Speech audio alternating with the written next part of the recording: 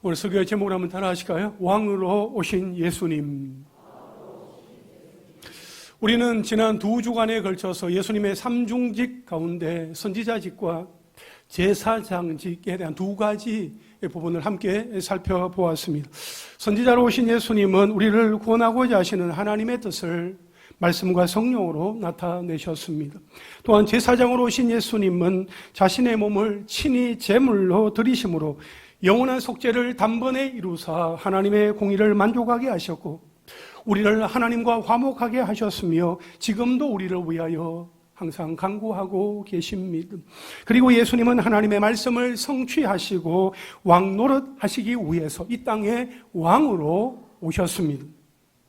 우리는 예수님의 사역을 크게 8가지로 정리할 수 있습니다. 대표적으로 그리스도의 비하, 낮아지심과 그리스도의 승귀, 높아지심입니다. 그리스도의 비하는 성육신 하심과 고난당하심과 죽으심과 장사되심이고, 그리스도의 승귀는 부활하심, 성천하심, 하나님의 보좌의 우편에 앉으심, 그리고 재림의 주로 다시 오심입니다. 여기에서 그리스도의 비하는 종으로서의 사역이고 그리스도의 승귀는 왕으로서의 사역입니다. 예수님의 왕으로서의 사역에 대하여서 웨스트민스터 신앙 고백, 소요리 문답 제26문에서는 그리스도께서 어떻게 왕의 직분을 행하시는가요? 이렇게 묻고 있는데 우리 함께 대답해 보겠습니다. 시작. 그리스도께서 왕의 직분을 행하시는 것은 우리로 하여금 자기에게 복종하게 하시고 우리를 다스리며 보호하시고 자기와 우리의 모든 원수를 막아 이기시는 것입니다. 예, 이렇게 정리를 하고 있습니다. 그러면 오늘 우리가 읽은 본문 말씀과 이 소요리 문답의 그 내용을 중심으로 해서 왕으로 오신 예수님이 어떻게 행하시는지를 우리가 함께 살펴보도록 하겠습니다. 첫째로 한번 따라 하실까요? 생명을 얻게 하심으로 복종하게 하신다. 예수님이 행하시는 사역 가운데 생명을 얻게 하심으로 복종하게 하신다 하는 것입니다. 오늘 본문 22절에 보면 아담 안에서 모든 사람이 죽은 것 같이 그리스도 안에서 모든 사람이 삶을 얻으리라 이렇게 말씀을 하고 있습니다. 이 말씀과 같이 첫째 사람 아담과 둘째 아담이신 예수님 사이에는 분명한 차이가 있습니다. 아담은 하나님이 지으신 첫 사람입니다. 하나님은 첫 사람 아담을 하나님의 형상대로 만드셨고 그가 하나님을 대신하여 세상을 다스리게 하셨습니다. 그러나 그는 선악을 알게 하는 나무의 열매를 먹지 말라 명령하신 하나님의 말씀, 하나님의 명령에 불순종하는 죄를 범했습니다. 그 결과 첫 사람 아담의 원죄로 말미암아 모든 사람이 죽게 되었습니다. 반면에 둘째 아담이신 예수님은 자신을 제물로 드리심으로 영원한 속죄를 단번에 이루사 하나님의 공의를 만족하게 하심으로 우리 인류를 죄와 사망에서 자유케 하셨습니다. 그리하여 예수님을 믿는 모든 사람이 그분 안에서 영원한 생명을 얻게 하셨습니다. 요한복음 5장 24절 말씀 우리 함께 읽겠습니다. 시작. 내가 진실로 진실로 너희에게 이르노니 내 말을 듣고 나 보내신 이를 믿는 자는 영생을 얻었고 심판에 이르지 아니하나니 사망에서 생명으로 옮겼느니라. 아멘. 아멘이십니까? 내 말을 듣고 나 보내신 이를 믿는 자는 영생을 얻었고 심판에 이르지 아니하나니 사망에서 생명으로 옮겼다는 이 말씀 그대로 우리가 바로 그 은혜를 받아 누리게 된 것입니다. 아담한 사람의 불순종의 죄로 말미암아 하나님께로 나아가는 길이 막히게 되었고 예수 그리스도의 한 분의 순종으로 말미암아 하나님께로 나아갈 수 있게 되었으며 왕으로 오신 예수님을 믿음으로 말미암아 영생의 복을 얻게 되었다 하는 것입니다. 성경에 보면 수많은 왕이 등장합니다. 하지만 그 어떤 왕도 온전한 모습을 보여주지는 못했습니다. 우리가 잘 알고 있는 하나님의 마음에 합한 사람이었던 다윗 왕도, 지혜의 왕이라고 불리우는 솔로몬 왕도 약점과 한계를 드러냈습니다. 하지만 예수님은 진정한 왕으로 이 땅에 오셨고 그 역할을 온전히 감당하셨습니다. 예수님이 이 땅에 오심으로 말미암아 예수님을 믿는 자마다 새 생명, 영원한 생명을 얻게 되었습니다. 로마서 6장 10절과 11절 말씀에 보면 그가 죽으심은 죄에 대하여 단번에 죽으심이요 그가 살아계심은 하나님께 대하여 살아계심이니 이와 같이 너희도 너희 자신을 죄에 대하여는 죽은 자요 그리스도 예수 안에서 하나님께 대하여는 살아있는 자로 여길지어다. 아멘. 여러분, 이 말씀대로 예수님은 죄에 대하여 단번에 죽으심으로 우리가 하나님께 대하여 살게 되었습니다. 따라서 우리 자신을 죄에 대하여는 죽은 자요 하나님께 대하여는 살아있는 자로 여길 수 있게 되기를 간절히 바랍니다. 그렇습니다. 십자가 사건을 통하여 우리에게 생명의 길을 여신 예수님을 생각하고 마지막 날에 예수님과 같이 몸의 부활로 다시 살게 될 것을 확신하는 우리가 할 수 있는 것은 주님 앞에 복종하는 것입니다. 그분 앞에 겸손하게 엎드리는 것입니다. 그분이 우리에게 말씀하실 때에 그 말씀 앞에 온전히 순종하는 것이지요. 예수님이 나를 위해서 죽으시고 다시 사셨다 하는 그 사실을 믿고 의지하는 사람은 예수님 앞에 복종하게 되어 있습니다. 여러분, 우리가 복종해야 할 대상은 예수님이지 결코 세상이 아니다 하는 사실을 꼭 기억하시기를 바랍니다. 성도인 우리는 이 세상 안에서 발을 디디고 서 있지만 결코 세상에 속하지 않은 존재들입니다. 물론 우리가 세상에 속하지 않았다고 해서 세상을 떠나 피하라 하는 것은 결코 아닙니다. 우리 각자에게 주어진 범위 안에서 하나님의 공의와 사랑을 실천하는 삶을 살아가야 하는 것입니다. 따라서 우리가 세상적인 가치관을 생각 없이 무비판적으로 쉽게 받아들여서는 안 된다 하는 것입니다. 그런데 우리의 연약함을 너무나 잘 알고 있는 사탄 마귀는 우리의 눈을 고정시키고 우리의 귀를 쫑긋 세우며 우리의 마음을 홀라당 빼앗아갈 만한 세상의 온갖 달콤한 유혹거리를 챙겨와서 우리를 그 앞에 복종시키려고 합니다. 뭐니 해도 머니가 최고야. 돈이 있어야 대접을 받지. 돈이 있어야 인정을 받는 거야. 이렇게 하면 일확천금을 얻을 수 있어. 한번 투자해봐. 한번 도전해봐. 모른 척하고 한 번만 눈 감으면 돼. 한 번만 타협하면 돼. 한 번만 손잡으면 너의 것이 되는 거야. 그 선택의 기회를 놓치지 말어. 여러분, 사탄은 잠시도 쉬지 아니하고 우리의 마음을 비집고 들어오면서 우리를 넘어뜨려서 자기의 수하에 두려고 합니다. 여러분, 기억하십시오. 우리는 세상의 달콤한 유혹이나 세상의 그럴듯한 제안을 덥석 손에 잡으면서 이 세상의 것으로 만족하고 즐거워하다가 끝날 인생들이 아니다 하는 것입니다. 우리가 비록 세상에 발을 딛고 살아가고 있지만 우리의 소속은 하나님의 나라 천국입니다. 우리는 천국 백성입니다. 하나님 나라의 자녀요, 하나님이 기르시는 양들입니다. 우리는 이 세상 기준에 한정되어서 살아가는 인생들이 아니라 하나님 기준에 맞추어서 예수 그리스도 안에서 자유함을 누리며 살아가야 할 특별한 존재들이다 하는 것입니다. 우리 좌우에 계신 분들과 한번 인사하실까요? 우리는 하나님 나라의 특별 요원입니다. 우리 한 사람은 특별한 존재들인 거예요. 하나님 주신 미션을 가지고 그 미션을 수행하는 특별 요원이라는 거예요. 알고 계셨죠? 여러분, 우리는 세상 앞에 머리를 숙이며 복종할 이유가 전혀 없습니다. 우리는 세상을 변화시켜 나가야 할 주역들이지 그저 세상에 휩쓸려서 변화되며 타협하고 변질될 엑스트라들이 아니다 하는 것입니다.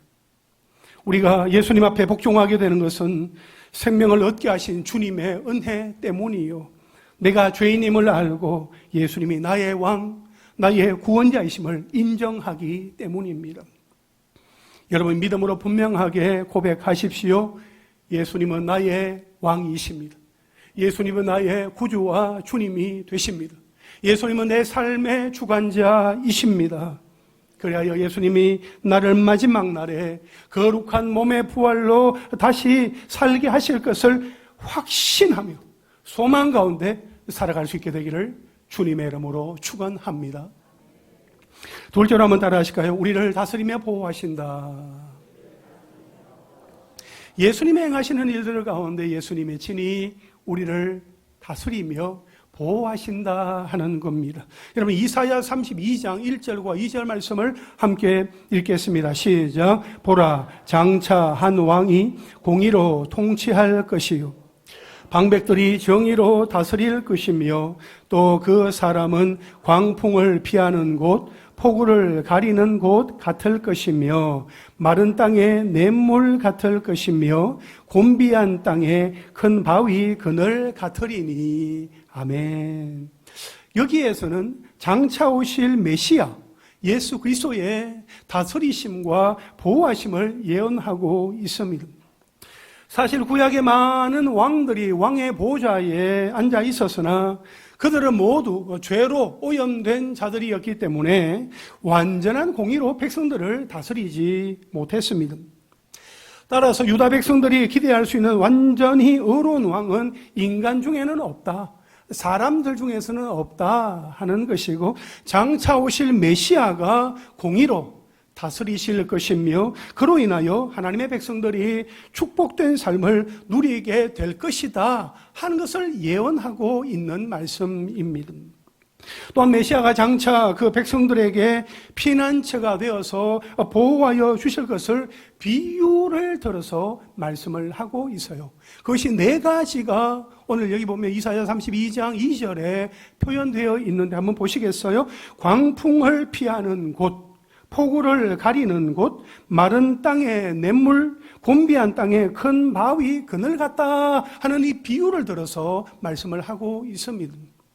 그러면 이 네 가지 이 표현하는 것이 무엇을 의미하느냐 한번 볼까요? 먼저 광풍을 피하는 곳 같다라는 이 말은 장차 오실 왕이 그의 백성을 모든 환난의 비바람으로부터 막아주실 뿐만 아니라 영혼을 병들게 하는 악한 영의 모든 공격을 꺾어버리는 보호자가 되실 것이다 라는 의미가 이 속에 담겨져 있는 겁니다. 또 폭우를 가리는 곳 같다라는 이 말은 하나님의 백성들 역시 세상에 있는 한 환난을 당할 것이나 결코 무너지지 않을 것이다 라고 말하는 거예요. 왜냐하면 메시아가 모든 환난을 이기게 하시고 또 그의 백성들에게 최종 승리를 안겨주실 것이기 때문이라는 거지요. 또한 마른 땅에 냇물 같다라는 이 말은 이 세상에서 삶의 참된 의미를 찾지 못하고 공허하게 살아가는 자들이 메시아를 통해서 삶의 참된 의미를 발견하고 모든 면에서 풍요로움을 경험하게 될 것이다 하는 것을 말하는 것입니다. 그리고 곤비한 땅에 큰 바위 그늘 같다라는 이 말은 장차 오실 의로운 왕이 그의 백성에게 모든 피로를 잊고도 남게 할 만한 편안한 안식처가 될 것이다 하는 것을 의미하는 거죠. 여러분 한번 생각해 보세요. 광야에 그 강력한 그 햇빛 때문에 너무너무 더워요. 그런데 큰 바위가 있어요. 그 바위 옆에는 그늘이 있습니다. 그늘로 들어가면 시원하게 되는 거죠. 편안하게 되는 거죠. 메시아로 오시는 분이 하나님의 백성들에게, 하나님의 자녀들에게 그렇게 편안한 안식처가 되게 하여 주실 것이다 라는 그 의미가 여기에 담겨져 있는 것입니다. 이처럼 메시아로 오실 왕은 그의 백성을 다스리고 보호하실 것을 예언하고 있으며 마침내 예수님이 처음 오셨을 때에 예수님은 죄인과 세리의 친구가 되어주셨고 약한 자들을 붙잡아 일으켜 세워주셨으며 가난한 자, 병든 자, 그리고 억눌린 자들을 고쳐주시고 다시금 살게 하여 주셨습니다. 여러분, 2000년 전에 역사하셨던 예수님은 지금도 그분의 영이신 성령으로 우리와 함께 하시며 마지막 다시 오실 때까지 믿음을 지키고 고난을 인내하며 통과할 수 있도록 택함받은 우리를 도와주시며 수많은 죄의 유혹으로부터 우리를 지켜주시고 다스려 주십니다. 누가복음 1장 33절에 보면 영원히 야곱의 집을 왕으로 다스리실 것이며 왕으로 다스리실 것이며 그렇게 말씀을 하시는 가운데 그의 나라 또한 무궁 영원할 것이라고 말씀을 하고 있습니다. 여러분, 우리가 경험하고 있는 세상 정치, 권력자의 통치는 항상 불완전합니다.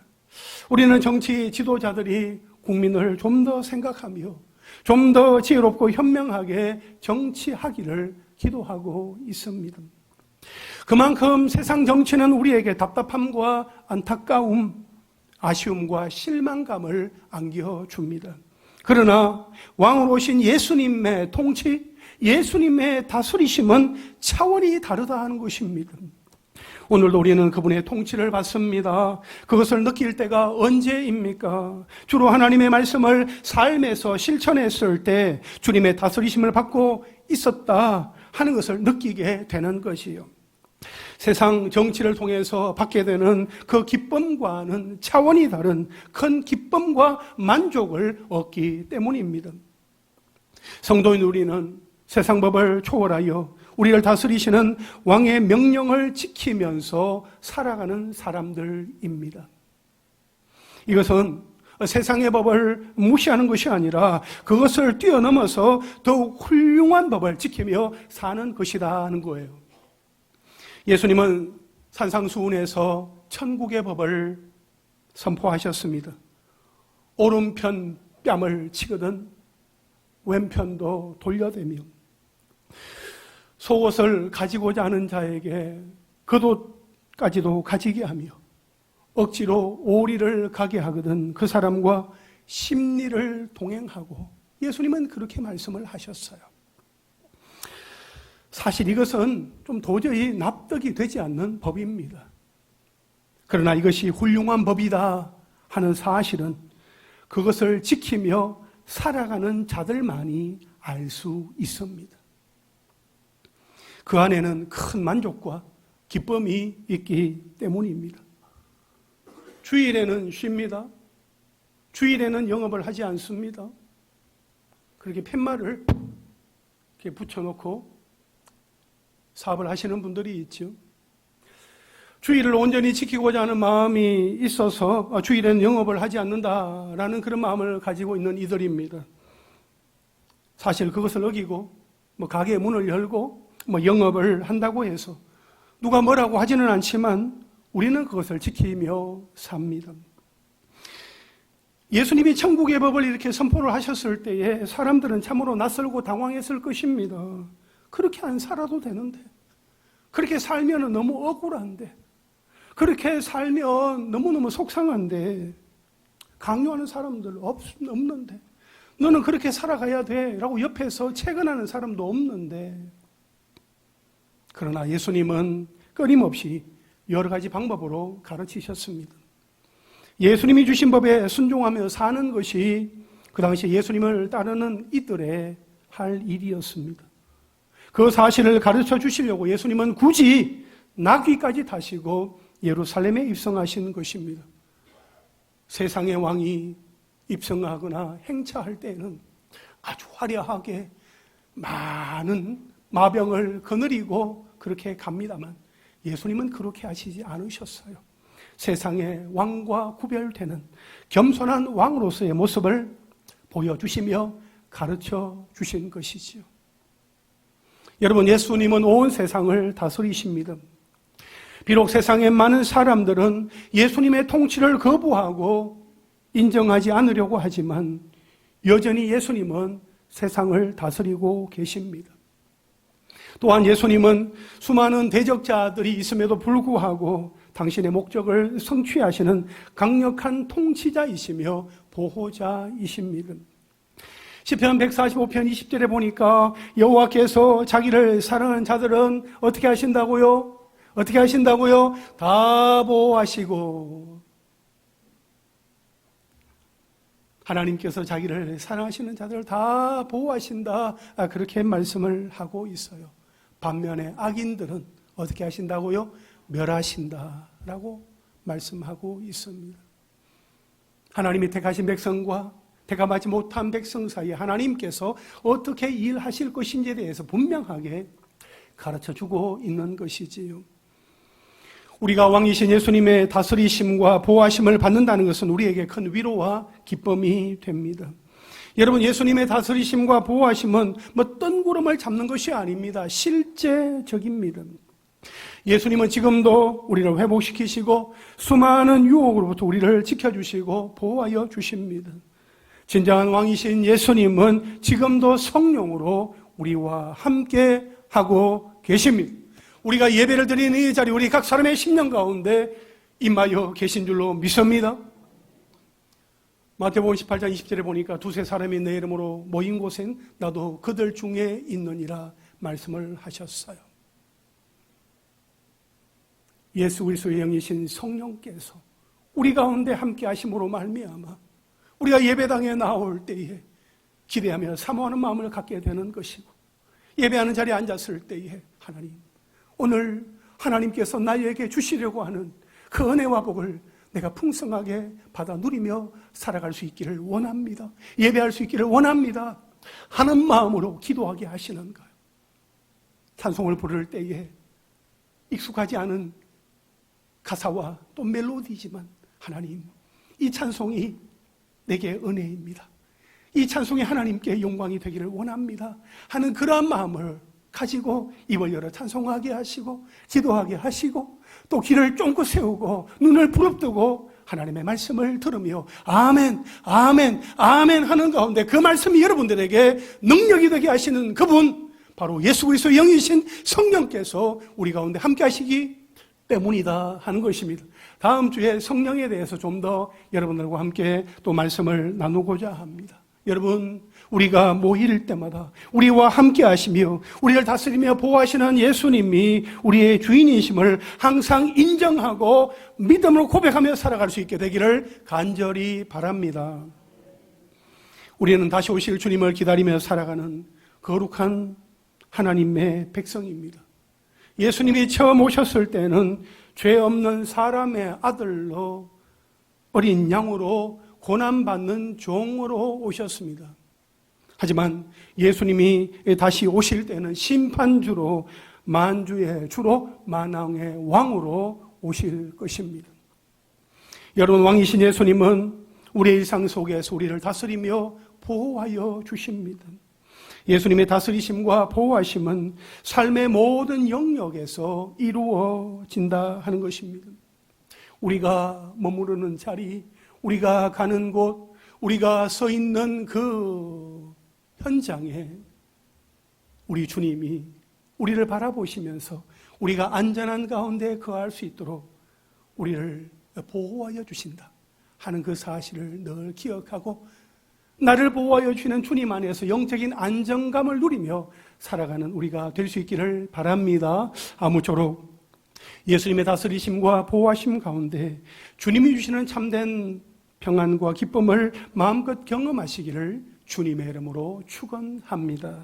마지막 셋째로 한번 따라 하실까요? 예수님과 우리의 모든 원수를 막아 이기신다.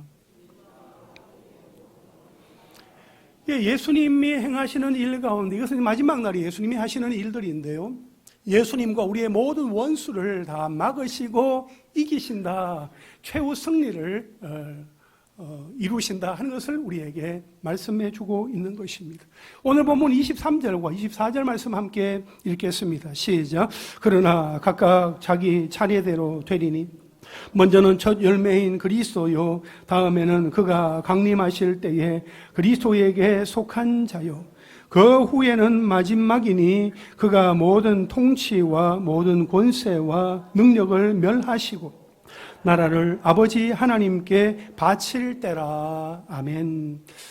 여러분, 우리가 오늘 읽은 이 고린도전서 15장은 우리가 흔히 부활장이라고 그렇게 말하지요. 예수 그리스도께서 십자가에 달려 죽으시고 성경대로 다시 살아나신 그 사건은 역사적인 사실이다, 확실하다, 분명하다. 그래서 부활의 확실성에 대해서 사도 바울이 기록한 성경인 것이지요. 사도 바울은 예수 그리스도 안에서 믿는 자들은 영원한 삶을 얻게 될 것이고 거룩한 몸의 부활, 그러니까 마지막 날에 우리 가운데 이루어지게 될 거룩한 몸의 부활에 대하여서 그 순서를 말하고 있는 것입니다. 부활의 순서가 먼저는 이미 부활의 첫 열매가 되신 예수 그리스도이십니다. 예수님은 이미 부활하셔서 성천하사 하나님의 보좌 우편에 앉아 계시면서 우리를 위해서 지금도 간구하고 계신다라고 말씀을 드렸지요. 그 다음으로는 예수님이 다시 오실 때 예수 그리스도에게 속한 자, 예수 그리스도를 믿는 자가 부활하게 될 것을 말씀하고 있는 것입니다. 죽은 자들, 예수 그리스도 안에서 먼저 죽은 자들이 신령한 몸으로, 거룩한 몸으로 부활하게 되는 것이고, 그때까지도 살아있는 믿는 자들은 어떻게 되는 것입니까? 산채로 공중에 들림을 받게 되는 휴거의 그 놀라운 사건이 일어난다는 성경은 우리에게 말씀해 주고 있습니다. 그리고 나서 24절에 보면 그 후에는 마지막이니라고 말씀을 하고 있어요. 여러분, 이 마지막, 이것은 마지막 종말을 가리키는 표현으로 예수 그리스도의 재림과 더불어 예수를 믿는 자들이 부활하면 그 후에는 이 세상에 완전한 종말이 온다 하는 것을 의미하는 것입니다. 아울러 바울은 24절 중반절에 그가 모든 통치와 모든 권세와 능력을 멸하시고 나라를 아버지 하나님께 바칠 때라 하는 이 말씀으로 종말의 때에 두 가지 사건, 두 가지 일어난다 하는 것을 말하고 있습니다. 하나는 예수님이 하나님 아버지께 하나님의 나라를 바친다 하는 것입니다. 또 다른 하나는 예수님이 모든 통치와 권세와 능력을 다 심판하시고 그들을 멸하실 것이다 하는 거예요. 하나님의 나라를 하나님께 바쳐드리고 모든 원수들을 다 멸하실 것이다 하는 그 사건이 마지막 날에 일어난다 하는 것을 말하고 있습니다. 여러분, 여기에서 모든 통치와 모든 권세와 능력은 누구를 말하는 것일까요? 이들은 오직 하나님을 대적하고 스스로 지배하려는 욕구를 가진 하나님을 대적하는 악한 세력들을 말하며 이것을 모든 통치, 권세, 능력이라는 삼중으로 표현하면서 강조하고 있는 것입니다. 그래서 예수님이 하나님의 나라를 다시 하나님께 바치는 그때가 바로 모든 악한 세력들이 파멸되는 때다 하는 점을 두드러지게 나타내고 있는 것입니다. 그러면 예수님이 하나님의 나라를 하나님께 바치신 그 이후에는 예수님의 모든 통치와 권세는 다 끝나는 것일까요? 예수님의 통치와 권세와 능력은 거기에서 끝나는 것일까요? 그렇지 않습니다. 예수님의 통치와 권세는 영원히 지속된다 하는 것입니다. 지금도 예수님이 다스리시고 동시에 하나님이 또 다스리시는 것처럼 장래에도 그렇게 될 것입니다. 이것은 성부와 성자에게만 적용되는 것이 아니라 당연히 성령께도 적용이 됩니다. 그러므로 예수님이 나라를 하나님께 바친다 하는 이러한 표현들을 왜곡하여서 오해하여서 마치 성자가 성부에게 종속되는 것처럼 그렇게 이해해서는 안 된다 하는 것입니다. 여러분, 성자와 성부는 일체이십니다. 물론 성령까지도 포함해서 성부, 성자, 성령 삼위일체이십니다. 삼위일체 하나님의 사역에 차이가 있어도 그 위엄과 영광에 있어서는 아무런 질적인 차이가 존재하지 않는다 하는 것입니다. 그래서 삼위일체 하나님의 통치는 영원하십니다. 할렐루야. 여러분, 예수 그리스도는 지금도 다스리시지만 영원히 다스리십니다. 그럼에도 불구하고 사도 바울이 여기에서 성자 예수님이 성부 하나님께 하나님의 나라를 바치신다라고 이렇게 표현을 한 것은 하나님의 영원하신 통치가 성부, 성자, 성령 하나님, 삼위 하나님의 영원하신 통치이지만 이것이 성부 하나님을 중심으로 이루어진다는 그 점을 나타내기 위해서 이렇게 표현한 것입니다. 25절에 보면 그가 모든 원수를 그 발 아래에 둘 때까지 반드시 왕노릇 하시리니 이렇게 말씀을 하고 있습니다. 이것은 모든 원수들이 왕이신 예수 그리스도 앞에 무릎을 꿇게 될 것을 말씀하고 있습니다. 예수님은 그의 모든 원수를 자기 발 아래에 둘 때까지 그분의 심판을 멈추지 않으실 것입니다. 모든 만물은 그분의 발 아래에 처하는 심판을 받게 될 것입니다. 반면에 구원받은 성도들은 예수님과 함께 영원토록 왕노릇하게 될 것입니다. 여러분, 예수님은 온 세상을 통치하시는 만왕의 왕이십니다. 그러므로 여러분 꼭 기억하십시오. 우리가 무릎을 꿇고 경배할 대상은 우리의 왕이신 예수 그리스도이시지 결코 세상이 아니다 하는 것입니다. 죄인인 우리가 엎드려 경배하며 높여야 할 대상은 찬양을 받으시기에 합당하신 예수 그리스도이시지 결코 세상의 그 무엇이나 그 어떤 것도 아니다 하는 것입니다. 우리는 그 어떤 순간에도 세상 앞에 무릎 꿇는 인생이 되어서는 안 됩니다. 우리는 결코 세상과 손잡고 세상 앞에 맥없이 무릎을 꿇을 수 없습니다. 오직 예수 그리스도 그분 앞에 무릎을 꿇고 믿음의 선한 싸움을 마지막까지 감당하시기를 바랍니다. 여러분, 오늘 우리가 함께 읽은 이 성경인 이 고린도전서, 이 고린도전서에 기록된 이야기는 고린도에서 살아가고 있는 고린도 교회 성도들만의 이야기가 아니라 사실 우리의 이야기이기도 합니다. 신앙생활을 하고 있는 우리의 모습 속에는 내가 스스로 내 인생의 주인이 되고자 하는 시도와 급격한 세속화와 우상숭배, 윤리와 도덕적으로 타락하는 그러한 습성이 있습니다. 바로 죄입니다. 우리는 그 죄와 늘 싸웁니다. 그 죄와 싸울 때에 그 싸움에서 질 때도 있고 이길 때도 있습니다. 승리할 때도 있습니다. 그런데 그 승리는 우리의 능력이나 우리의 실력 때문이 아니다 하는 것입니다. 모든 원수를 그 발 아래에 두시고 죄를 이기신 예수 그리스도의 그 승리, 왕이신 예수 그리스도의 승리가 우리에게 전가되었기 때문입니다. 할렐루야. 요한복음 16장 33절 말씀 우리 함께 읽겠습니다. 시작. 이것을 너희에게 이르는 것은 너희로 내 안에서 평안을 누리게 하려 함이라.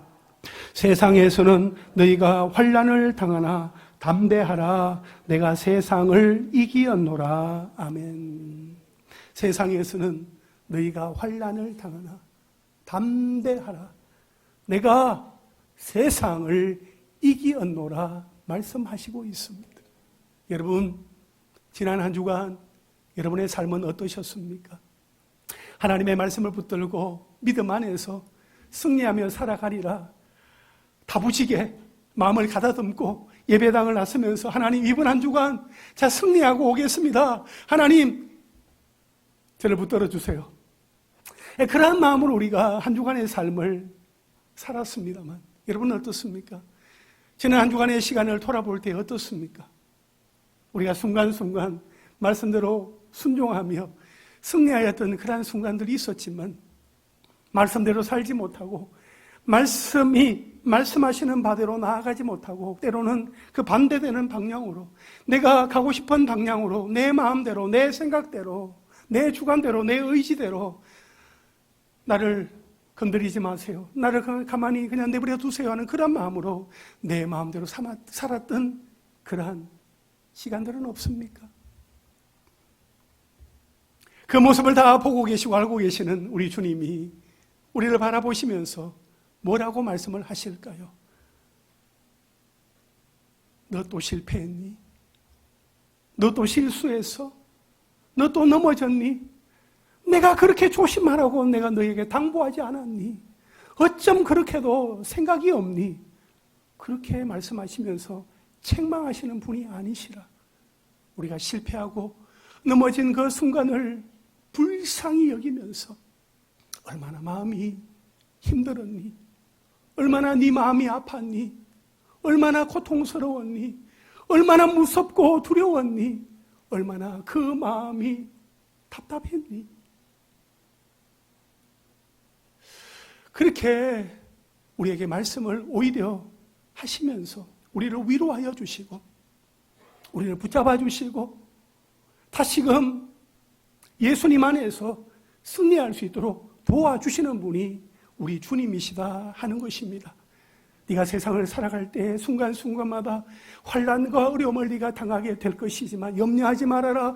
두려워하지 말아라. 내가 세상을 이겼잖니. 내 이름으로 네가 나아가기만 하면 너도 승리할 수 있어. 너도 이길 수 있어. 두려워하지 말아라. 염려하지 말아라. 내가 너를 도와줄게. 우리가 예수님의 이름으로 나아가게 될 때에 온전한 승리를 경험하게 될 줄로 믿습니다. 우리를 도우시고 우리를 붙드시며 보호하시는 가운데 승리케 하시는 주님을 우리가 더욱 의지할 수 있게 되기를 바랍니다. 여러분, 예수님의 승리가 우리의 승리입니다. 예수님이 승리하셨기에 우리가 승리하는 것입니다. 아무쪼록 예수님의 승리를 힘입어 날마다 죄의 유혹에서 벗어나서 우리 주님 다시 오실 때까지 죄와 싸워 이기며 승리의 노래를 부르는 하나님의 백성들이 다 되시기를 주님의 이름으로 축원합니다. 이제 말씀을 정리하겠습니다. 왕으로 오신 예수님, 왕으로 오신 예수님이 다스리셨고 예수님이 땅 가운데 어떻게 행하셨는지 우리에게 보여주셨는데 왕으로 오신 예수님이 다스리신다 하는 이 말은 말이죠. 먼저 한 사람 한 사람의 마음 가운데 역사하셔서 각 사람의 마음을 변화시켜 주시고 하나님의 백성답게 만들어 주신다는 그 뜻이 예수님이 다스리신다 하는 그 단어 속에, 표현 속에 담겨져 있는 것입니다. 예수님은 우리의 왕이십니다. 우리는 하나님 나라의 백성이요 예수 그리스도의 강한 용사들입니다. 예수님은 그분을 믿음으로 말미암아 우리에게 영원한 생명을 얻게 하여 주셨고 마지막 날에 내가 다시금 거룩한 몸의 부활로 살게 될 것이다 하는 그 사실을 깨닫는 사람에게 복종하게 하십니다. 예수님 그분 앞에 엎드리게 하십니다. 또한 예수님은 우리를 다스리며 보호하여 주십니다. 그리고 마지막 심판의 날에 모든 원수를 다 막으시고 이기신다 하는 것입니다. 이 땅 가운데 오셨던 왕으로 오셨던 예수님이 그 놀라운 일들을 행하셨고 우리를 위하여 십자가에 달려 죽으시고 부활 성천하여 하나님 보호자 우편에 앉아 계시며 지금도 우리를 위하여 항상 간구하시는 예수님은 마지막 날에 심판의 주, 재림의 주, 영광의 왕, 만왕의 왕으로 오시면서 세상 모든 통치와 권세와 능력들을 다 막으시고 멸하시고 이기시면서 우리와 함께 영원토록 살게 하여 주실 줄로 믿습니다.